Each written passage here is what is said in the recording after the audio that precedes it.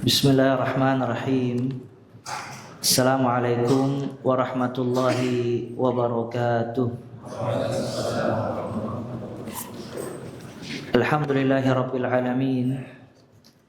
Wa bihi nasta'inu ala umuri dunya waddin. Wassalatu wassalamu ala asyrafil anbiya'i wal mursalin. Nabiyina Muhammadin wa ala alihi wa ashabihi wa man tabi'ahum bi ihsanin ila yaumiddin. Allahumma anfa'na bima 'allamtana wa 'allimna ma yanfa'una wa zidna ilma. Allahumma rahmataka narju fala takilna ila anfusina tarfata 'ain wa aslih lana syu'unana kullaha la ilaha illa anta. Rabbana taqabbal minna innaka antas sami'ul alim wa tub 'alaina innaka antat tawwabur rahim. Rabbi shrah li sadri wa yassir li amri wahlul 'uqdatam min lisani yafqahu qawli thumma amma ba'd. Fa ya ayyuhal ikhwah rahimani wa rahimakumullah jami'an. Kita lanjutkan kajian dan ta'lim kita, masih membahas risalah Ta'alim al-Muta'allim Tariqat Ta'allum, buah karya dari Syekh Al-Imam Burhanuddin Az-Zarnuji rahimahullah rahmatan wasi'ah. Nah, Bismillahirrahmanirrahim. Halaman 65. Para santri harus senang mengamati dan memikirkan pelajaran-pelajaran yang sukar dipahami, dan harus membiasakan hal itu, karena banyak orang bisa mengerti setelah ia mau memikirkan. Oleh karena itu, ada yang berkata, perhatikanlah, niscaya kamu akan mengerti. Sebelum berbicara, santri harus berpikir dahulu, supaya ucapannya benar, karena ucapan itu bagaikan anak panah. Oleh karena itu, harus diluruskan atau dipikir dahulu sebelum berbicara agar tidak salah. Naam, beliau rahimahullah menjelaskan bahwa di antara perkara yang harus diperhatikan bagi penuntut ilmu yaitu kathratut ta'ammul. Seseorang itu harus banyak merenung, memikirkan, mengamati, mutala'ah. Karena perkara ini bisa mendatangkan banyak fawaid dan juga bisa mengambil banyak ibar, pelajaran-pelajaran di dalam kehidupan. Ummu Darda radhiyallahu taala anha ketika ditanya amalan apa yang paling banyak dikerjakan oleh Abu Darda rahimahullah radhiyallahu taala an, maka beliau menjawab al-i'tibar wat tafakkur. Abu Darda itu banyak mengambil pelajaran dan berpikir. Dan ada satu ibadah, yaitu ibadatut tafakkur. Ibadah seseorang senantiasa berpikir, karena Allah Ta'ala di dalam Al-Quran menyuruh hamba-hambanya untuk berpikir. Dari penciptaan langit dan bumi, dari adanya bintang, matahari, bulan, dan seterusnya. Ya, Allah berfirman, la'allakum tatafakkarun, agar kalian semua berpikir. Nah, ini mengharuskan seseorang untuk banyak tafakkur. Dia memikirkan bagaimana kehidupan ukhrawiyah, dan dia memikirkan bagaimana kualitas ilmunya, kualitas ibadahnya, dan dia memikirkan bagaimana semangat dia di dalam belajar, dan juga dia memikirkan bagaimana menunaikan hak-hak di dalam kehidupan ini, hak Allah, hak Nabi SAW, hak orang tua, hak keluarga, dan seterusnya. Maka semakin banyak dia tafakkur, dia berpikir, merenung, maka semakin banyak dia mendapatkan kebaikan. Dan lawan dari tafakkur, ghaflah, lalai. Lalai ini membinasakan manusia, karena dia lalai dari beribadah, memikirkan hak-hak yang tadi kita sebutkan, lalai dari menuntut ilmu syar'i, lalai dari meraih pahala yang besar, dan seterusnya. Maka di antara perkara yang harus dimiliki oleh penuntut ilmu syar'i yaitu dia ta'ammul, banyak merenung dan juga banyak tafakkur. Dan juga di antara perkara yang harus banyak dia pikirkan yaitu berpikir sebelum berbicara. Karena al-kalam, ya, perkataan itu illam tukhrijhu malaktahu wa idza akhrajtaha malakatka. Kalimat atau perkataan itu kalau kita belum berbicara maka kita menguasainya. Cuman perkataan itu kalau sudah keluar dari mulut maka dia yang menguasai kita. Maka di sini seseorang juga berpikir sebelum berbicara. Apakah yang akan dia bicarakan bermanfaat atau tidak? Yang akan dia berbicarakan ada maslahat atau tidak? Omongan dia itu di dalamnya ada dosa atau tidak? Berapa banyak pembicaraan itu bisa mendatangkan amarah Allah Azza wa Jalla. Dan berapa banyak seseorang mengucapkan kata dan kalimat menyebabkan dirinya terjerumus ke dalam api neraka Allah Subhanahu wa ta'ala. Maka di antara tanda seseorang beriman kepada Allah dan hari kiamat, dia menjaga lisannya. Sebagaimana sabda Nabi SAW, "Man kana yu'minu billahi wal yawmil akhir falyaqul khairan aw liyasmut." Barang siapa yang beriman kepada Allah dan hari akhir, dia berbicara baik atau diam. Maka al-asl pada dasarnya dia berbicara baik. Kalau dia tidak bisa berbicara baik, maka dia diam. Dan diam ini keselamatan. Sebagaimana disebutkan di dalam hadis, man samata najah. Barang siapa yang diam, maka dia akan selamat. Beberapa banyak orang dia menyesal setelah dia berdebat dengan kawannya, atau dia menyesal setelah dia mengucapkan beberapa ucapan, dan dia memikirkan kalau seandainya tadi dia diam itu jauh lebih baik. Ya, makanya seseorang apabila tidak bisa berbicara yang baik atau dikhawatirkan dari omongannya itu menjerumuskan dirinya kepada amarah Allah Azza wa Jal, maka as-samt, diam itu keselamatan bagi dirinya. Dan khususnya penuntut ilmu syar'i. Ya, penuntut ilmu syar'i dia harus benar-benar menjaga sikap dan juga menjaga omongannya. Jangan sampai dia mengucapkan kalimat yang bisa menimbulkan fitnah di tengah-tengah masyarakat. Atau dia penuntut ilmu syar'i, orang-orang mengenal dia dengan salatnya, dengan rajin ta'limnya, tapi mulutnya tidak sesuai dengan perilakunya. Banyak menyakiti hati manusia, berkata kasar dan seterusnya. Maka ini diperhatikan. Ya, seseorang selalu berpikir dan juga berhati-hati di dalam berucap. Ya, karena lisan itu sebab di antara sebab yang paling banyak menjerumuskan manusia ke dalam api neraka Allah Azza wa Jalla. Kata Nabi SAW, akfar, yang paling banyak memasukkan manusia ke dalam api neraka al-ajwafan, yaitu dua organ tubuh, lisan dan juga kemaluan.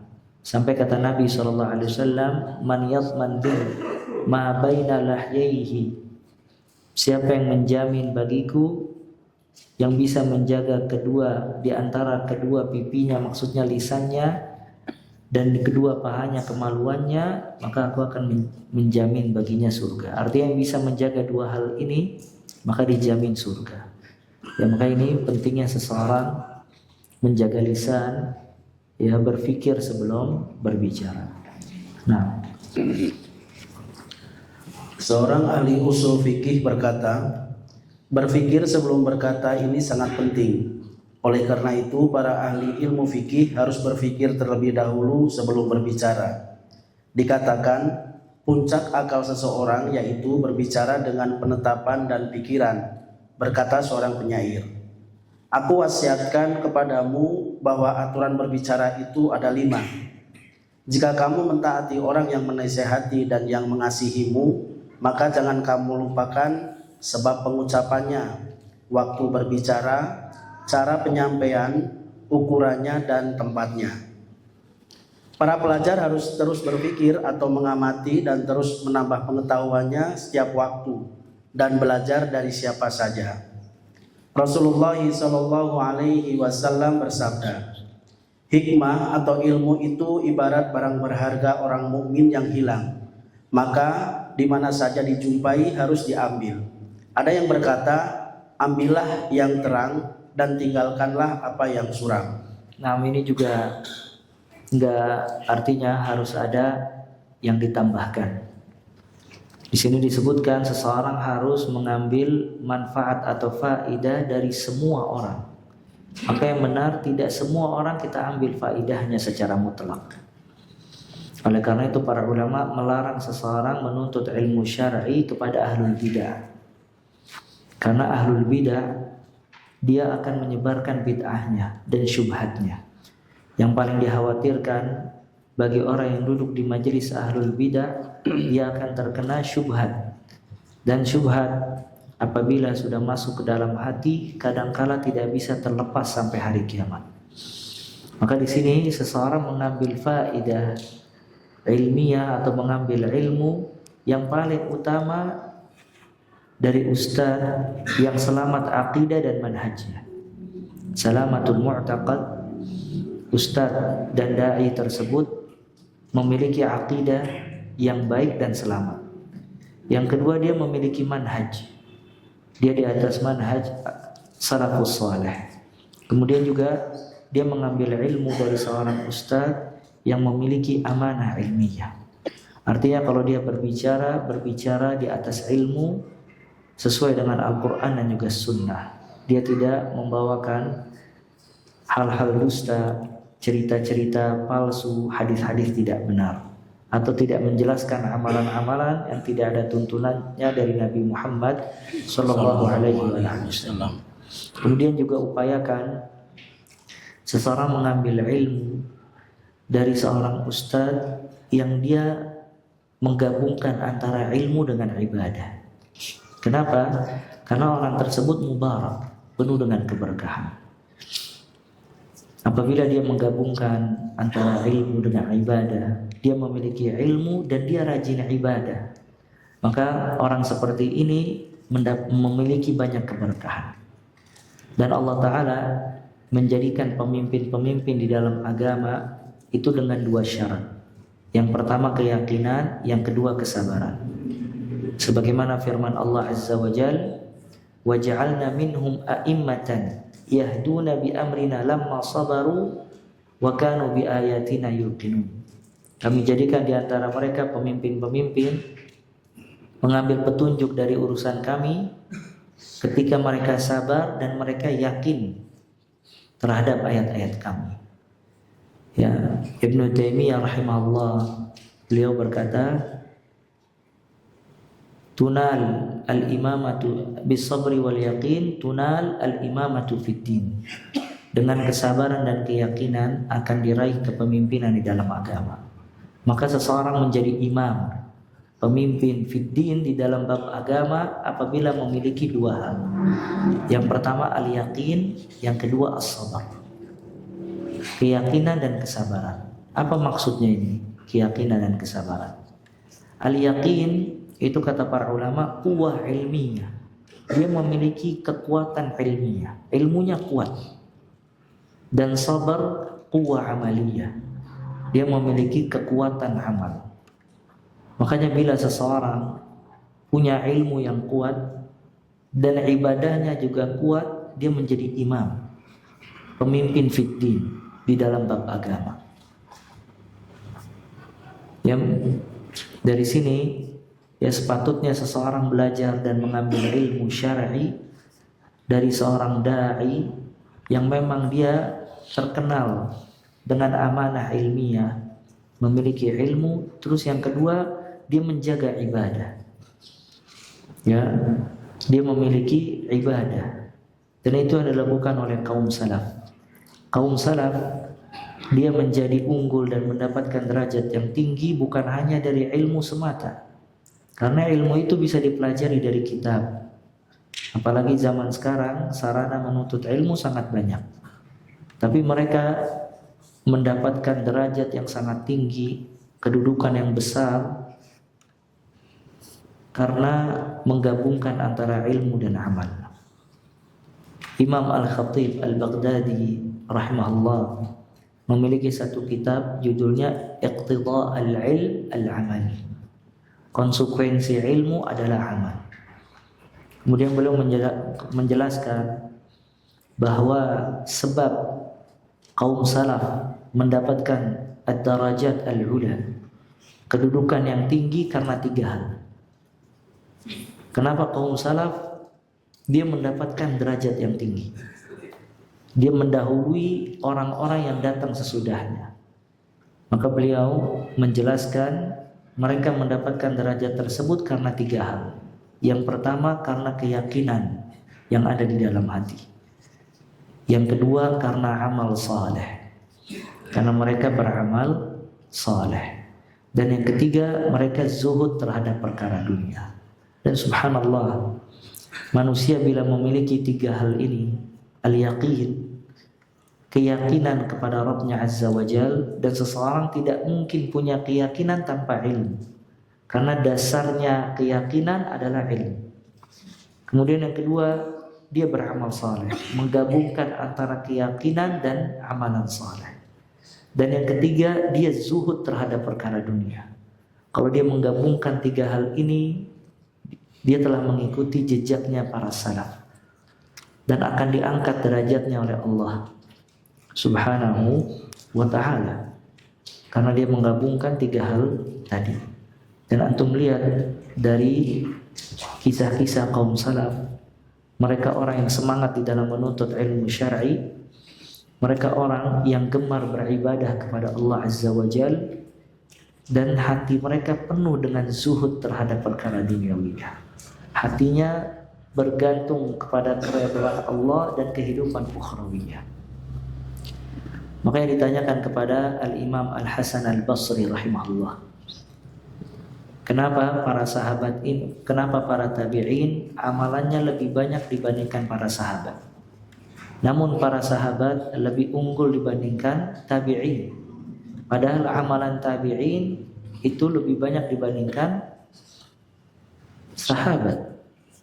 Ya, Abu Muslim Al-Khawlani rahimahullah, dia di satu malam ada orang yang menghitung rukuknya dia bisa sampai 300 sekian kali, dan dia tabi'in, cuman tetap tidak bisa mengalahkan sahabat Nabi Muhammad sallallahu alaihi wasallam. Maka Imam Al-Hasan Al-Basri mengatakan, kanu, yani sahabat ini, yata'abbaduna Allah wal akhirah fi qulubihim, wa antum tata'abbaduna Allah wad dunya fi qulubikum. Mereka para sahabat menyembah Allah, beribadah kepada Allah, dan hatinya penuh akhirat. Sedangkan kalian menyembah Allah dan hati kalian penuh kecintaan dunia. Dan subhanallah, kalau ini tabi'in, bagaimana di zaman sekarang? Ya, qalilul amal, sedikit amal, sedikit ilmu, sedikit ibadah, sedikit zuhud. Ya. Maka Ibnul Qayyim rahimahullah, beliau mengatakan 2 hal yang menyebabkan manusia di zaman sekarang banyak galau. Tamak terhadap dunia, sedikit ibadah. Ya, dia habiskan seluruh waktunya memikirkan urusan duniawiyah, sama sekali tidak memikirkan bagaimana kebaikan akhiratnya. Di sisi lain dia sedikit ibadah, maka hatinya penuh dengan al-ahzan, kesedihan, al-humum, kecemasan, kebimbangan, dan seterusnya. Nah, maka ini anjuran seseorang selektif di dalam memilih guru, karena kepribadian guru, kebaikan guru, suri tauladan dari guru tersebut akan diambil dan ditiru oleh muridnya. Maka di antara nikmat terbesar seseorang setelah Islam, dia dibimbing oleh Allah Azza wa Jal mendapatkan guru yang mentarbiah dia. Maka itu nikmat terbesar. Ya, dia dibimbing lewat seorang guru, yang guru itu membimbing dia untuk benar-benar menuntut ilmu dan menggapai keridhaan Allah Azza wa Jalla. Maka belajar dari semua orang itu tidak benar. Justru yang benar seseorang selektif di dalam belajar dan memilih guru. Dan di sini juga ada perkataan khudh ma safa wada' ma kadar. Ambil yang baik, buang yang buruk. Iya, orang-orang awam biasanya kalau ditanya jangan hadir majelis fulan atau alan, dia mengatakan yang penting ambil baiknya, buang buruknya. Ini juga salah. Karena kadang-kala orang nggak tahu mana baik, mana buruk. Dan kadang-kala di mata dia yang baik jadi buruk, yang buruk jadi baik. Ya. Nah, aku pernah mendengar Syekh Fakhruddin Al-Kasyani berkata, budak perempuan Abu Yusuf dititipkan kepada Syekh Muhammad. Lalu Syekh Muhammad bertanya kepada budak itu, apakah kamu pernah melihat kebiasaan dan mendengar perkataan Abu Yusuf sekarang ini? Budak tersebut menjawab, tidak, kecuali dia mengulang-ulang kalimat bagian daur itu gugur. Kalimat ini dihafal oleh Muhammad, padahal masalah daur ini sukar bagi Muhammad. Maka dengan mendengar kalimat tadi kesukarannya hilang. Dari situ jelas bahwa menambah faedah atau pengertian itu dapat dilakukan melalui siapa saja. Abu Yusuf pernah ditanya mengenai cara ia mendapatkan ilmu. Beliau menjawab, aku tidak pernah enggan menambah pengertian dan aku juga tidak pernah keberatan memberikan faedah kepada orang lain. Ibnu Abbas pernah ditanya tentang hal yang sama. Beliau menjawab, lisan yang banyak bertanya dan hati yang banyak berpikir. Para santri zaman dahulu sering bertanya dengan pertanyaan berikut, bagaimana pendapatmu tentang masalah ini? Imam Abu Hanifah menjadi ahli fikih karena beliau sering tukar pendapat di tokonya sambil berdagang kain. Dari kisah ini bisa diketahui bahwa mencari ilmu bisa sambil bekerja. Abu Hafs Al-Kabir bekerja sambil mengulang-ulang pelajarannya. Maka apabila keadaan menuntut seorang santri untuk bekerja menafkahi keluarganya atau lainnya, maka bekerjalah, tapi jangan lupa belajar dan jangan bermalas-malasan. Bagi orang yang sehat jasmani dan rohani, tidak ada alasan untuk meninggalkan belajar, sebab tiada seorang pun yang lebih miskin daripada Abu Yusuf, tetapi beliau tetap belajar. Barang siapa berharta banyak, maka sebaik-baik harta yang dimiliki orang saleh ialah harta yang dihabiskan untuk menuntut ilmu. Nah, kemudian beliau menjelaskan tentang menuntut ilmu dan mencari nafkah. Kadang yang disulitkan bagi penuntut ilmu itu dia menggabungkan antara dua hal. Dia menuntut ilmu syar'i, beramal, berdakwah, di sisi lain dia juga mencari nafkah. Dan yang paling terbaik seseorang menggabungkan dua hal. Dia menuntut ilmu, dia beribadah, dia berdakwah, di sisi lain dia juga takassub, mencari nafkah dan juga mencari ma'isyah, kehidupan. Dan itu dijelaskan oleh para ulama di dalam kitab-kitab mereka. Di sini disebutkan Imam Abu Hanifah rahimahullah, dia menjadi imam. Namun di sisi lain dia pedagang kain. Dia memiliki toko. Bahkan dia mengarang kitab dan risalah ketika menjaga tokonya. Nah, di sini kata Az-Zarnuji rahimahullah bahwasannya anna tahsil al-ilmi wal fiqh yajtami' ma'al kasab. Menuntut ilmu, belajar fikih itu bisa digabungkan dengan mencari nafkah. Ya.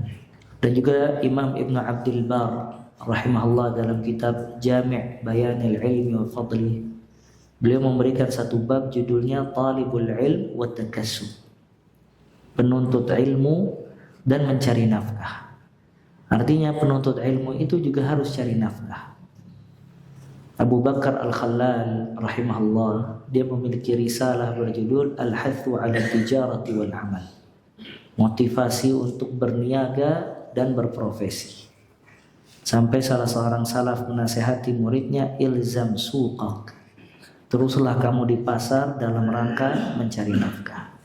Karena dikhawatirkan orang yang berilmu apabila dia tidak memiliki harta, maka yang pertama kali dia harapkan dari hartanya ilmunya. Maka dia menjual ilmunya untuk mendapatkan harta. Akhirnya dia terfitnah dengan harta tersebut. Ya, kalau dia menggabungkan antara dua hal, mencari ilmu, kemudian juga mencari nafkah, maka ketika dia menuntut ilmu, beramal dan berdakwah, banyak keikhlasan. Dan dia tidak mengharapkan dari ilmunya, dari amal, dari dakwanya sesuatu apapun juga dari kepentingan duniawiyah. Dan yang paling banyak terfitnah orang yang memiliki ilmu, dia menjadikan ilmunya sarana untuk mendapatkan duniawiyah. Dan subhanallah, orang yang berilmu, dia terfitnah dengan dunia dan popularitas lebih besar dibandingkan yang lain. Dan orang yang berilmu, dia bisa mendapatkan dunia dengan kehormatan. Manusia menghormatinya dan memberikan hartanya kepada dia. Dan juga di sisi lain dia bisa menggapai popularitas yang sangat besar dan tinggi lewat ilmu tersebut. Cuman Allah Ta'ala tidak menginginkan dari ilmu semua yang berkaitan dengan duniawiyah. Ilmu ini wasilah untuk menggapai keridhaan Allah dan kehidupan akhirat. Makanya semua orang yang berilmu diupayakan dia ikhlas di dalam menuntut ilmu, di dalam beramal dan berdakwah.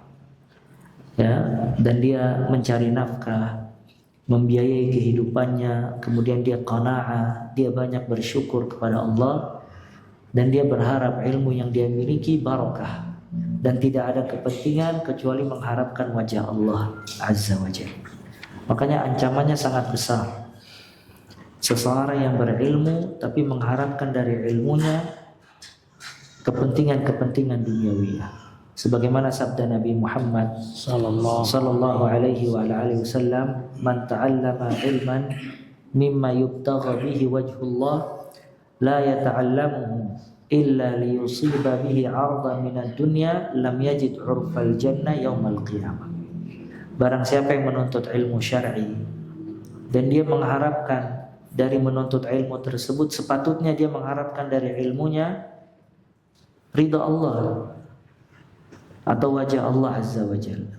Cuman dia tidak menuntut ilmu kecuali untuk kepentingan duniawiyah. Maka orang yang seperti ini lam yajid 'urfal jannah. Dia tidak akan mencium bau surga sama sekali. Kenapa? Karena ilmu ini sebab terbesar seseorang masuk surga. Cuman karena dia salah niat, akhirnya dihukum dengan tidak mencium bau surga. Ya, dan di zaman sekarang sebagian orang tua, ini juga pelajaran penting, ingin anaknya jadi ustadz bukan karena kebaikan dan keberkahan ilmu, tapi ingin anaknya jadi ustadz ya supaya bisa ngisi kajian, tampil di hadapan manusia, supaya bisa berbangga-bangga dengan ilmu dan titelnya. Kadang sebagian orang tua ingin anaknya memiliki popularitas dan seterusnya. Maka ini kesalahan di dalam tarbiyah. Mestinya dia mendidik anaknya belajar agama agar menjadi anak yang soleh, yang takut kepada Allah, yang memperhatikan kewajiban, meninggalkan larangan dan seterusnya. Kalau semisalnya memang dia berdakwah, maka diingatkan untuk ikhlas, ya, untuk benar-benar hati-hati dan seterusnya. Ya, cuma sebagian ya menuntut anaknya ketika belajar agama agar menjadi terkenal, dikenal, tersohor dan yang lainnya. Maka orang tua memiliki niat yang salah ketika memasukkan anaknya ke pesantren, dan akhirnya anaknya mendapatkan arahan yang salah dari orang tua yang punya pemikiran tersebut. Ya, maka ini poin yang penting dari menuntut ilmu syar'i. Ya, seseorang harus menjaga hati dan niatnya agar tidak tercampur antara menuntut ilmu dengan kepentingan duniawiyah. Bisa dipahami ya? Nah, barang siapa berharta banyak, maka sebaik-baik harta yang dimiliki orang saleh ialah harta yang dihabiskan untuk menuntut ilmu. Ada seorang alim ditanya, "Dengan apa Anda memperoleh ilmu?" Beliau menjawab, karena saya mempunyai ayah yang kaya. Ayahku memberikan atau menggunakan hartanya untuk orang-orang alim dan mulia untuk mengembangkan ilmu pengetahuan. Diriwayatkan bahwa Abu Hanifah berkata, saya memperoleh ilmu karena saya selalu memuji dan bersyukur kepada Allah Ta'ala. Jika aku dapat mengerti suatu masalah, maka aku mengucapkan Alhamdulillah. Oleh karena itulah ilmuku semakin bertambah. Nah, dan juga harta ini dia bisa menjadi sebab penolong dalam menuntut ilmu, tapi di sisi lain bisa menjadi awaiq, penghalang penuntut ilmu. Maka sebagaimana fungsinya, kalau memang harta itu dipakai benar-benar untuk menuntut ilmu syar'i, belajar di pondok dengan biaya yang relatif besar, membeli kitab dan seterusnya, maka harta itu barokah dipakai dalam rangka menuntut ilmu syar'i. Cuman kadangkala orang yang punya harta banyak itu identik dengan glamor. Ya, dia mendapatkan harta sangat mudah dan hartanya banyak, maka kadang menghalangi dia untuk hidup sulit. Ya, makanya dulu anak-anak raja itu malas datang di majelis ta'lim. Dia memanggil ustadz untuk datang di istananya, karena dia merasa si ustadz ini bisa dibayar.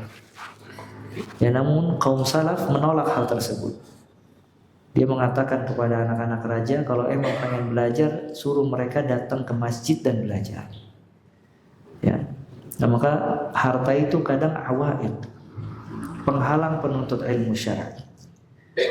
Namun di sisi lain, di antara sebab penolong dalam menuntut ilmu syar'i harta. Karena seseorang apabila memiliki harta, dia bisa hidup tenang, bisa fokus belajar, beribadah, berdakwah dan yang lainnya. Ya, maka para ulama mengatakan di antara perkara yang menolong seseorang untuk menuntut ilmu, ittikhar al-mal. Dia memiliki simpanan harta. Kalau dia menyimpan harta, maka harta itu penolong dia dalam belajar dan menuntut ilmu syar'i. Dia bisa tafarruq, bisa fokus di dalam belajar. Dan ada kisah Ibn Hazm. Ibn Hazm rahimahullah termasuk ulama besar bermadhab al-Zahiriyah, memiliki kitab Al-Muhalla, kitab fikih. Dia pernah berdebat dengan salah satu sahabatnya.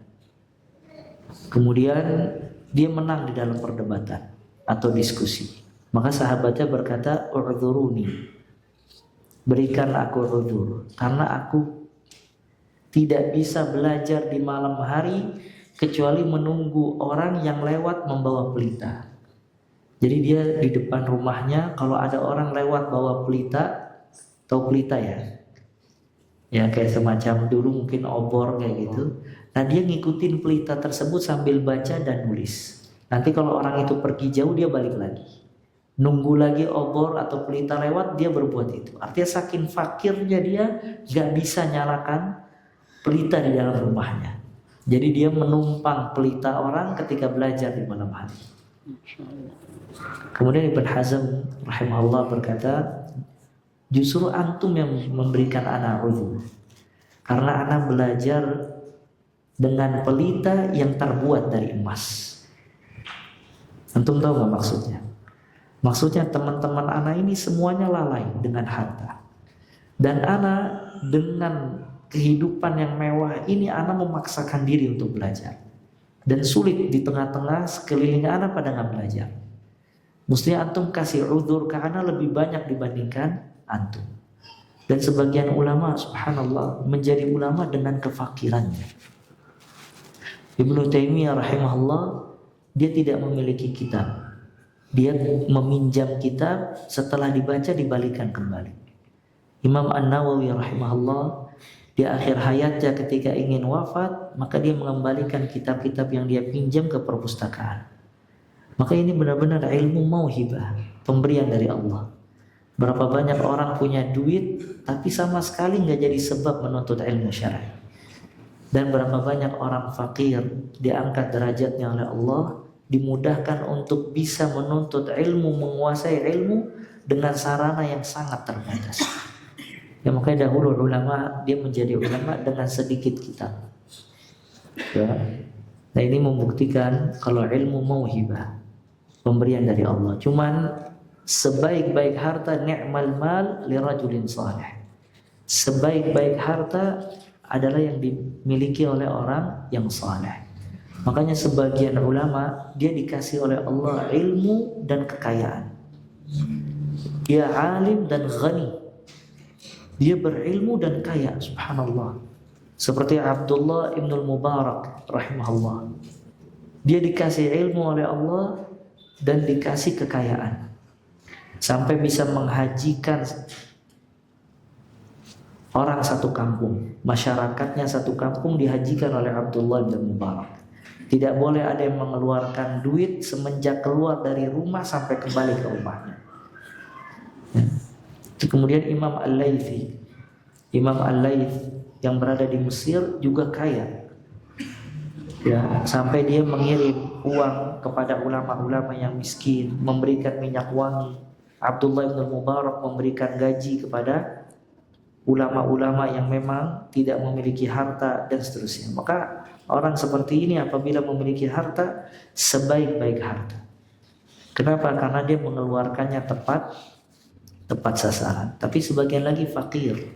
Kayak Imam Ahmad ibn Hanbal rahimahullah, fakir. Ya, sampai dia pernah membawa kayu bakar. Kemudian kayu bakarnya jatuh di tengah-tengah perkumpulan manusia. Akhirnya manusia datang berbondong-bondong membantu Imam Ahmad rahimahullah. Kata Imam Ahmad, jangan. Ya. Nahnu qaum masakin laula satarallahu alaina. Kita ini sebenarnya orang yang kasihan kalau bukan karena Allah menutupi aib kita.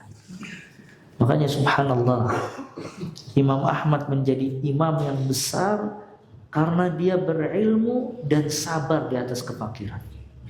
Dan belum tentu semua orang kuat seperti ini.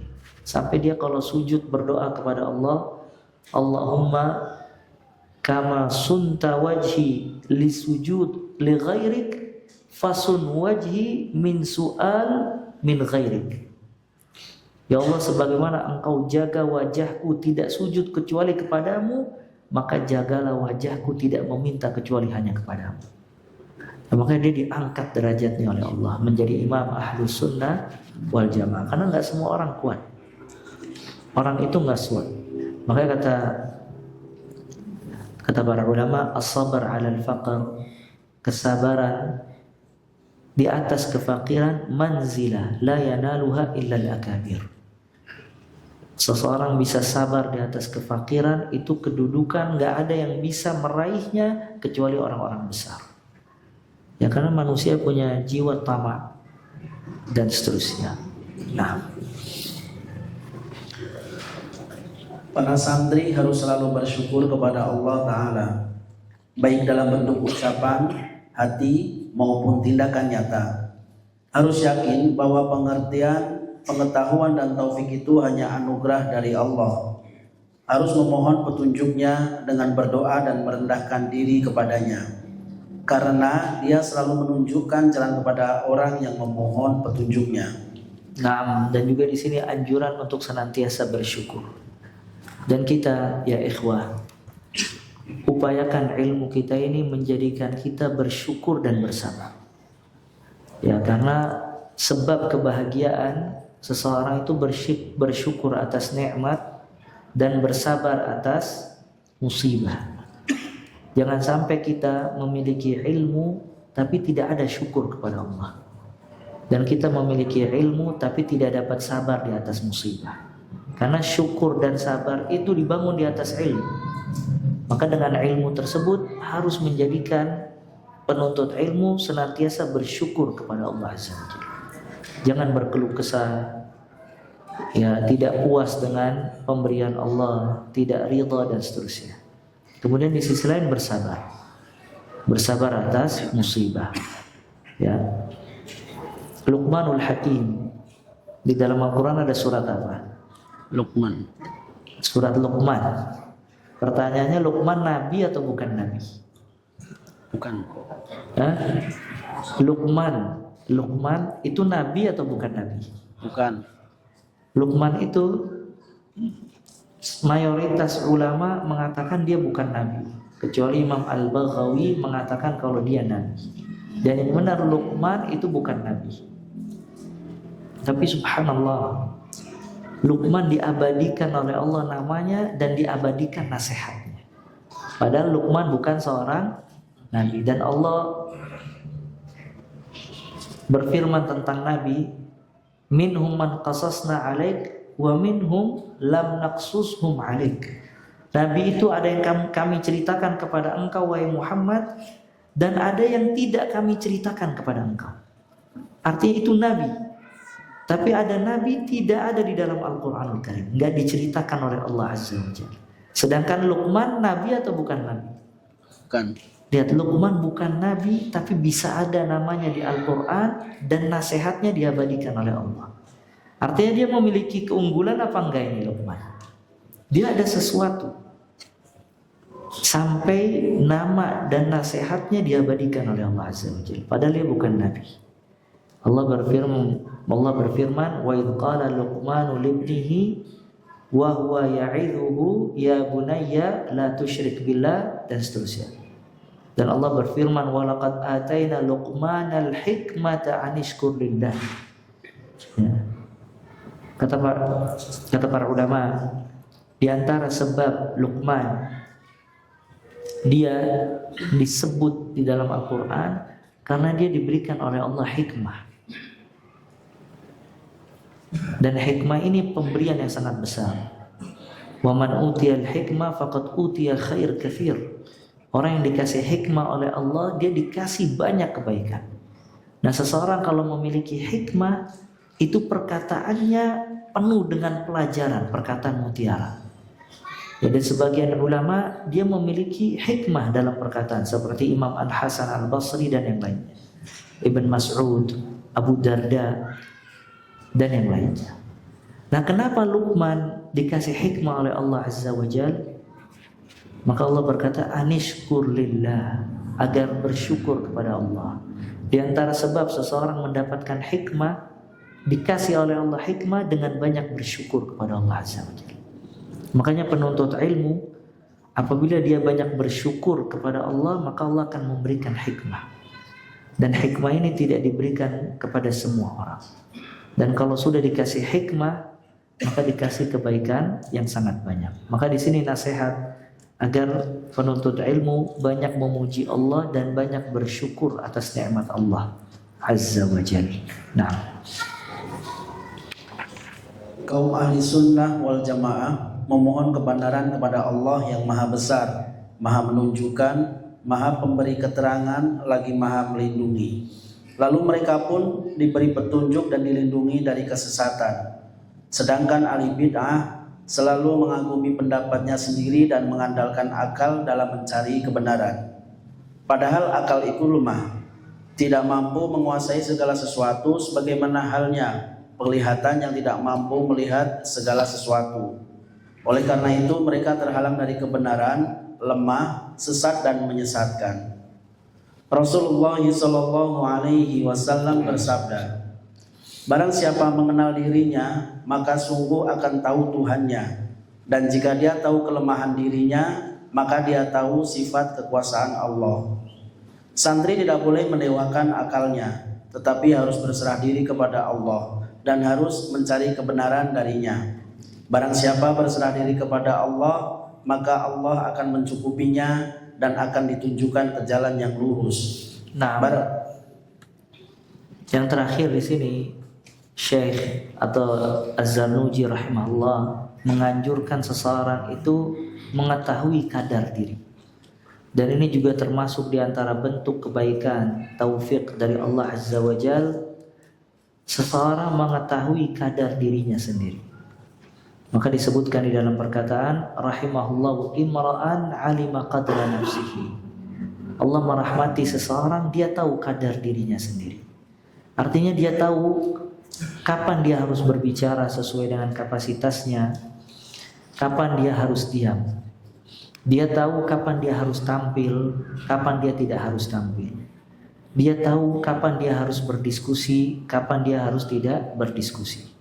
Maka seseorang apabila mengetahui kadar dirinya, kemampuan diri, kekurangan diri, ini kebaikan dari Allah Azza wa Jalla. Ya, yang berbahaya itu manusia tidak pernah mengaca diri sendiri. Ya, akhirnya dia berbuat perbuatan yang melampaui dari kemampuan diri. Ya, dia berbicara tidak sesuai dengan kapasitasnya. Dia menjawab semua pertanyaan yang padahal dia tidak tahu jawabannya. Dia tampil tidak sesuai dengan keluasan ilmu yang dia miliki dan seterusnya. Maka orang yang tidak tahu kadar dirinya sendiri yufsid aktsar mimma yuslih. Dia merusak lebih banyak daripada membenahi. Ya, maka di antara tanda kebaikan seseorang itu mengetahui kadar dan kemampuan diri sendiri. Rahimahullah imra'an alima qadra nafsihi. Allah merahmati seseorang yang mengetahui kadar dan kemampuan dirinya sendiri. Hatta di dalam belajar. Seseorang tahu dengan kesibukan dia bekerja, ngurus keluarga, nggak mungkin dia punya waktu untuk bisa, katakan ada program hafal Al-Quran 30 juz misalnya. Dia tahu dia penuh dengan keterbatasan. Akhirnya dia ikut program tersebut dengan susah payah yang ujung-ujungnya dia akan terputus. Justru tidak memiliki hafalan yang jelas. Cuman kalau orang tahu kadar dirinya sendiri, dia bilang anak cukup ingin menghafal juz amma. Dengan usia anak yang sudah tua, dengan pekerjaan anak yang berat, tanggung jawab dan yang lainnya, cuman paling enggak anak hafal juz amma. Maka dengan kadar dirinya sendiri, ya dia tahu mengetahui kadar dirinya sendiri, dia dibantu sama Allah. Ya, dia tekun sampai sesuai dengan targetnya. Kalau dia bisa mampu, dia tambah lagi juz 29.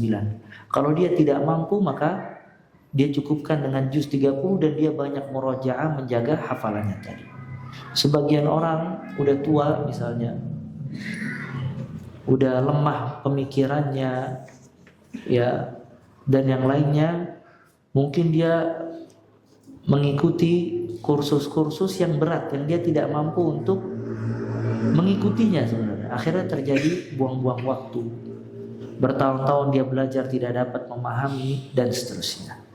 Ya, maka di sini seseorang tahu kadar kemampuan diri. Rahimahullahu imra'an alima qadra nafsihi. Allah merahmati seseorang yang mengetahui kemampuan dirinya sendiri. Nah, kita cukupkan sampai di sini, semoga bermanfaat. Kita tutup dengan doa kafaratul majlis. Subhanakallah wa bihamdik asyhadu an la ilaha illa anta astaghfiruka wa atubu ilaik. Wa sallallahu alaihi wa baraka abdika rasulika Muhammad wa akhiru da'wana alhamdulillahi rabbil alamin. Tsumma assalamu alaikum warahmatullahi wabarakatuh.